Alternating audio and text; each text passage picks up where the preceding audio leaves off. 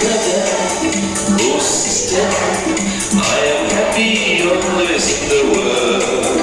Oh brother, oh sister, because Jesus loves me all the time. Oh brother, oh sister. Hello, praise the lord. ಮಕ್ಕಳೇ, ನಿಮ್ಮೆಲ್ಲರಿಗೂ ಮತ್ತೊಮ್ಮೆ digital Sunday ಸ್ಕೂಲ್ನ ಕಾರ್ಯಕ್ರಮಕ್ಕೆ ನಾನು ಆಹ್ವಾನಿಸ್ತೇನೆ. ಈ ಒಂದು ಕಾರ್ಯಕ್ರಮವನ್ನು ಬೈಬಲ್ ಯೂನಿಯನ್ ಇಂಡಿಯಾ ಪ್ರತಿ ವಾರ ನಿಮಗೋಸ್ಕರ ನಡೆಸ್ತಾ ಬರ್ತಾ ಇದೆ. ಇದರಲ್ಲಿ ಯಾವ ಪ್ರತಿಫಲ ಅಪೇಕ್ಷೆ ಇಲ್ಲ. ಯಾಕಂತ ಹೇಳಿದ್ರೆ ನಿಮಗೆ ಆಶೀರ್ವಾದ ದೊಡಿಬೇಕಂತ ಹೇಳಿ.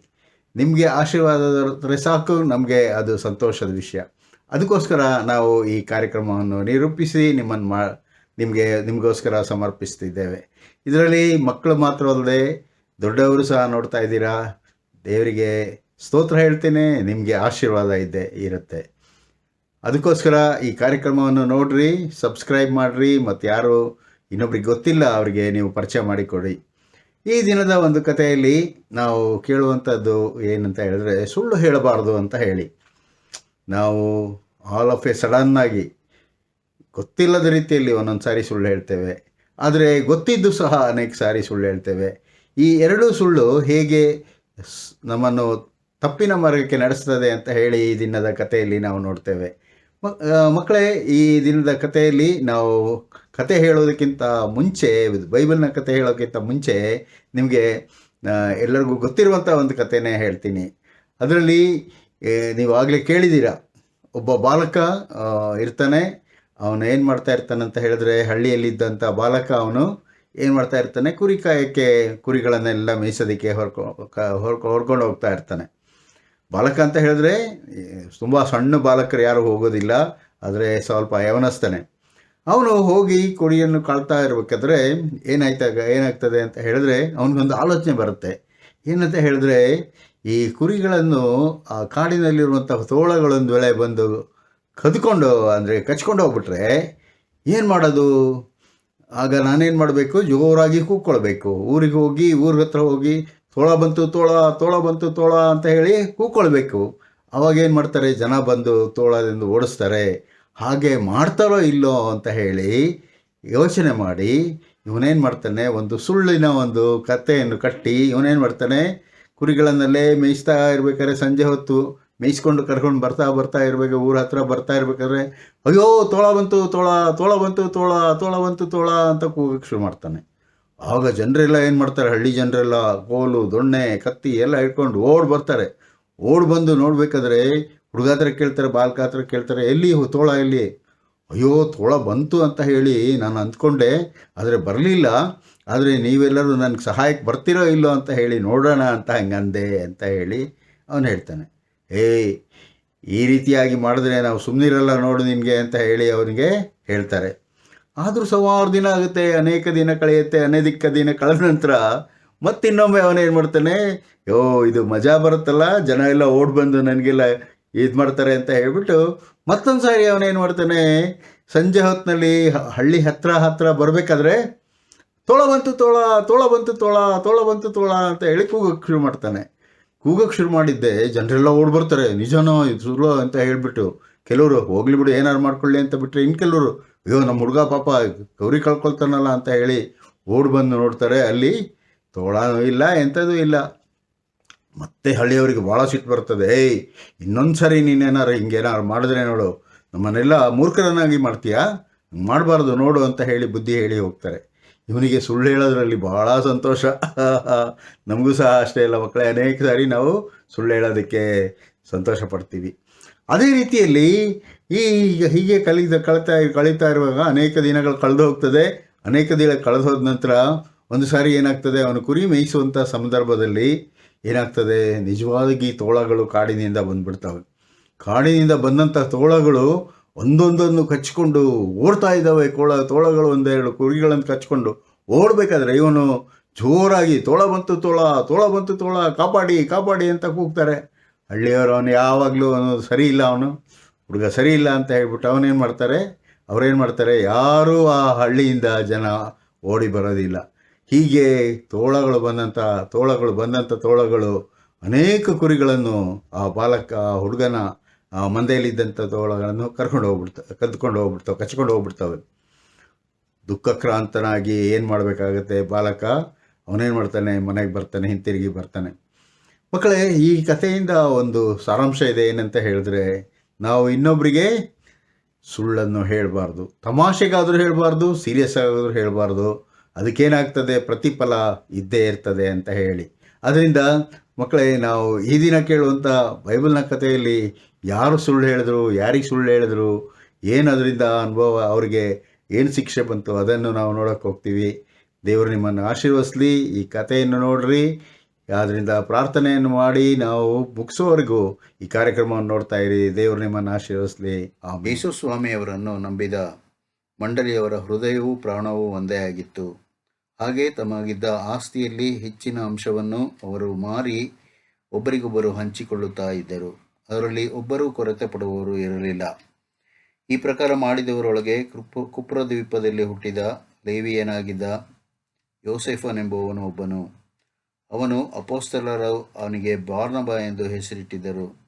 ಬಾರ್ನಬ ಎಂದರೆ ಧೈರ್ಯದಾಯಕ ಎಂಬುದಾಗಿ ಅರ್ಥ. ಅವನು ತನಗಿದ್ದ ಭೂಮಿಯನ್ನು ಮಾರಿ ಬಂದ ಹಣವನ್ನು ತಂದು ಅಪೊಸ್ತಲರ ಬಳಿಯಲ್ಲಿ ಕೊಟ್ಟನು.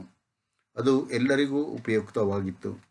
ಆದರೆ ಅನನೀಯನೆಂಬ ಒಬ್ಬ ಮನುಷ್ಯನು ಸಫೈರಳೆಂಬ ತನ್ನ ಹೆಂಡತಿಯ ಸಮೇತ ಬಂದು ಭೂಮಿಯನ್ನು ಮಾರಿ ಹೆಂಡತಿಯ ಸಮ್ಮತಿಯಿಂದ ಅದರ ಕ್ರಯದಲ್ಲಿ ಒಂದು ಭಾಗವನ್ನು ಬಚ್ಚಿಟ್ಟುಕೊಂಡು ಒಂದು ಭಾಗವನ್ನು ತಂದು ಅಪೊಸ್ತಲರ ಬಳಿಯಲ್ಲಿ ಇಟ್ಟನು. ಆಗ ಪೇತ್ರನು, ಅನನೀಯ, ಸೈತಾನನು ನಿನ್ನ ಹೃದಯದಲ್ಲಿ ತಂದದ್ದೇನು? ನೀನು ಯಾಕೆ ಆ ಹೊಲದ ಕ್ರಯದಲ್ಲಿ ಕೆಲವನ್ನು ಬಚ್ಚಿಟ್ಟುಕೊಂಡು ಪವಿತ್ರಾತ್ಮನನ್ನು ವಂಚಿಸಬೇಕೆಂದಿದ್ದಿ? ಆ ಆಸ್ತಿಯು ಇದ್ದಾಗ ನಿನ್ನದಾಗಿಯೇ ಇತ್ತಲ್ಲ. ಮಾರಿದ ಮೇಲೆಯೂ ಬಂದ ಹಣವು ನಿನ್ನ ಆಧೀನದಲ್ಲಿಯೇ ಇತ್ತಲ್ಲ. ನೀನು ಈ ಕಾರ್ಯವನ್ನು ಮಾಡಿ ನಿನ್ನ ಹೃದಯದಲ್ಲಿ ಯೋಚಿಸಿಕೊಂಡದ್ದು ಯಾಕೆ? ನೀನು ಸುಳ್ಳಾಡಿದ್ದು ಮನುಷ್ಯರಿಗಲ್ಲ, ದೇವರಿಗೆ ಆಡಿದಿ ಅಂದನು. ಈ ಮಾತುಗಳನ್ನು ಅನನೀಯನು ಕೇಳಿದ ಕೂಡಲೇ ಬಿದ್ದು ಪ್ರಾಣ ಬಿಟ್ಟನು. ಕೇಳಿದವರೆಲ್ಲರಿಗೂ ಮಹಾಭಯ ಹಿಡಿಯಿತು. ಆಗ ಯವನಸ್ಥರು ಎದ್ದು ಅವನನ್ನು ವಸ್ತ್ರದಲ್ಲಿ ಸುತ್ತಿಕೊಂಡು ಹೋಗಿ ಹೂಣಿಟ್ಟರು. ಸುಮಾರು 3 ಗಂಟೆಗಳ ತರುವಾಯ ಅವನ ಹೆಂಡತಿಯು ನಡೆದ ಸಂಗತಿಯನ್ನು ತಿಳಿಯದೆ ಒಳಗೆ ಬಂದಳು. ಪೇತ್ರನು ಆಕೆಯನ್ನು ನೋಡಿ, ನೀವು ಆ ಹೊಲದನ್ನು ಮಾರಿದ್ದು ಇಷ್ಟೇ ಹಣಕ್ಕೋ? ನನಗೆ ಹೇಳು ಎಂದು ಕೇಳಲು ಆಕೆ ಹೌದು, ಅಷ್ಟಕ್ಕೆ ಅಂದಳು. ಆಗ ಪೇತ್ರನು ಆಕೆಗೆ, ನೀವಿಬ್ಬರೂ ಕರ್ತನ ಆತ್ಮನನ್ನು ಪರೀಕ್ಷಿಸುವುದಕ್ಕೆ ಯಾಕೆ ಒಡಂಬಟ್ಟಿರಿ? ಇಗೋ, ನಿನ್ನ ಗಂಡನನ್ನು ಹೂಣಿಟ್ಟವರು ಬಂದು ಬಾಗಿಲಿನಲ್ಲಿ ಕಾಲಿಟ್ಟಿದ್ದಾರೆ, ನಿನ್ನನ್ನು ಹೊತ್ತುಕೊಂಡು ಹೋಗುವರು ಎಂದು ಹೇಳಿದನು. ಕೂಡಲೇ ಆಕೆಯು ಆತನ ಪಾದಗಳ ಬಳಿಯಲ್ಲಿ ಬಿದ್ದು ಪ್ರಾಣ ಬಿಟ್ಟಳು. ಆ ಯವನಸ್ಥರು ಒಳಗೆ ಬಂದು ಆಕೆ ಸತ್ತಿರುವುದನ್ನು ಕಂಡು ಹೊತ್ತುಕೊಂಡು ಹೋಗಿ ಗಂಡನ ಮಗಲಲ್ಲಿ ಹೂಣಿಟ್ಟರು. ಮತ್ತು ಸರ್ವಸಭೆಗಳಿಗೂ ತಿಳಿದ ಈ ಸಂಗತಿಯನ್ನು ಕೇಳಿದವರೆಲ್ಲರಿಗೂ ಮಹಾ ಭಯ ಹಿಡಿಯಿತು. ಪ್ರೀತಿಯುಳ್ಳ ಮಕ್ಕಳೇ, ಸುಳ್ಳನ್ನು ಹೇಳಬಾರದು. ಸುಳ್ಳನ್ನು ಹೇಳಿ ಅನನೀಯ ಸಫೈರಳು ಕರ್ತನ ಆತ್ಮವನ್ನು ವಂಚಿಸಿದ್ದರಿಂದ ಅವರು ಸತ್ತು ಹೋದರೆಂಬುದಾಗಿ ನಾವು ನೋಡ್ತೇವೆ. ಹೌದು ಮಕ್ಕಳೇ, ನಾವು ಸಂದರ್ಭದಲ್ಲಿ ನೋಡಿ ಸುಳ್ಳು ಹೇಳುವುದಾಗಲಿ ಇಲ್ಲವೇ ಒಳ್ಳೆಯತನದಲ್ಲಿ ಹೇಳುವುದಾಗಲಿ ಮಾಡಲೇಬಾರದು. ಅದರಿಂದ ಶಿಕ್ಷೆ ಇದೆ ಎಂಬುದು ತಪ್ಪಿದ್ದಲ್ಲ. ಪ್ರಾರ್ಥನೆ ಮಾಡೋಣ. ಪ್ರೀತಿಯುಳ್ಳ ನಮ್ಮ ತಂದೆಯ ದೇವರೇ, ಸುಳ್ಳನ್ನು ಹೇಳಿ ಪ್ರಾಣವನ್ನು ಕಳ್ಕೊಂಡಂಥ ಅನನೀಯ ಸಫೈರಳ ಕಥೆಯನ್ನು ಕೇಳಿದ್ದೇವೆ. ಸುಳ್ಳನ್ನು ಹೇಳದಂತೆ ನಮ್ಮ ನಾಲಿಗೆಗಳನ್ನು ನಾವು ಬಿಗಿ ಹಿಡಿದುಕೊಳ್ಳುವಂತೆ ನಿಮ್ಮ ಆತ್ಮನ ಮೂಲಕ ಸಹಾಯ ಮಾಡಿರೆಂದು ಯೇಸುವಿನಲ್ಲಿ ಬೇಡಿಕೊಳ್ಳುತ್ತೇವೆ. ಈ ದಿನ ಭಾಗವಹಿಸಿದಂಥ ಮಕ್ಕಳನ್ನು, ತಂದೆ ತಾಯಿಗಳನ್ನು ಮತ್ತು ಭಾನುವಾರ ಶಾಲೆ ಉಪಾಧ್ಯಾಯರನ್ನು ಎಲ್ಲರನ್ನು ನೀವು ಬಹಳವಾಗಿ ಆಶೀರ್ವದಿಸಿರಿ. ಯೇಸುವಿನಲ್ಲಿ ಪ್ರಾರ್ಥನೆಯನ್ನು ಬೇಡಿದ್ದೇನೆ ತಂದೆಯೇ, amen.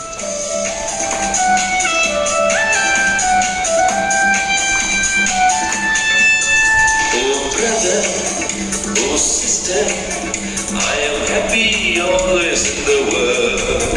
Oh brother, oh sister, because Jesus loves me all the time. Oh brother, oh sister, I am happy always in the world. Oh brother, oh sister, because Jesus loves me all the time.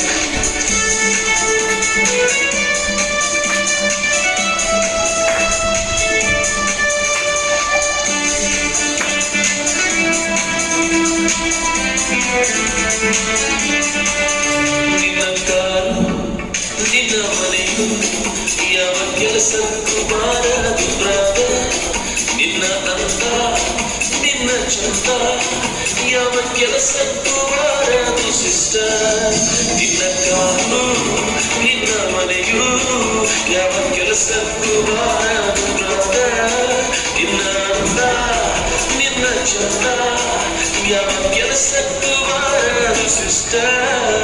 O brother, oh sister, I am happy always in the world. Oh brother, oh sister, because Jesus loves me all the time.